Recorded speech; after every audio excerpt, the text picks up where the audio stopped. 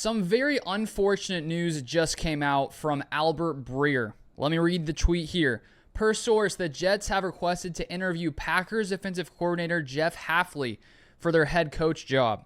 The Jersey native has 4 years of head coaching experience at Boston College 2020 to 23 and led a top 5 unit this year. Looks like that one happens end of this week.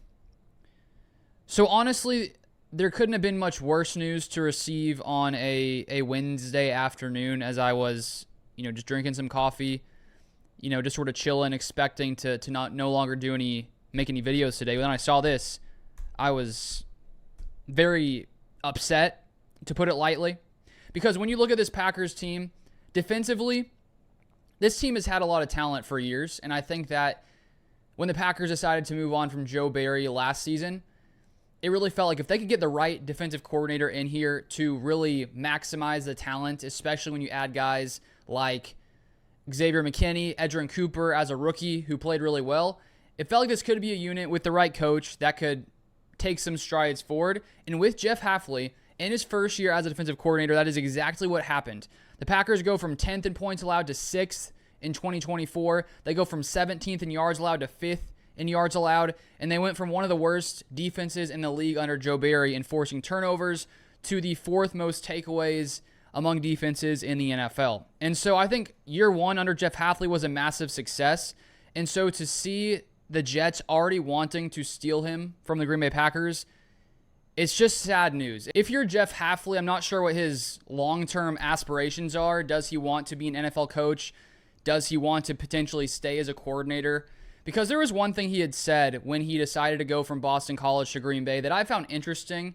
And let me just read this quote. It's from Pete Thamel on Twitter. Here's from Jeff Hafley. This is from Pete on Twitter. He wants to go coach football again in a league that is all about football, a source told ESPN. College coaching has become fundraising, NIL, and recruiting your own team and transfers. There's no time to coach football anymore. End of quote. So it sounded like become the DC. He could focus on the defense, which is his specialty. And that was one major reason he didn't want to deal with all the college things going on that are different from the NFL. Now, does that apply to head coaching as well? Does he want to stay as the more of a defensive guy, or does he want to sort of rise the ranks, become the head coach, still call defense, but be in charge of the entire roster? I'm not exactly sure what Jeff Hafley wants, but from the Albert Breer tweet, the fact that he said the bottom, looks like that one happens end of this week. So I assume if it's going to happen that the Packers have allowed him to do this. And I guess technically teams can block interviews, but if you have a solid coach on your roster, you're probably not going to block his opportunity to potentially take that next step up. So from my own perspective as a Packers fan, I do not want to see him leave Green Bay, because that would mean the Packers would have to try to fill the hole at defensive coordinator. And that's just the problem when you do find a good coordinator, is if they have a great year, you run the risk of losing them to another organization who says, oh, look, that guy's good. Let's bring him in to try to turn around our team. And so honestly, I thought that Jeff Hafley would have been safe maybe at least another year, but apparently not. The Jets have their eye on him, just like they, have their eye on lots of other, Packers players.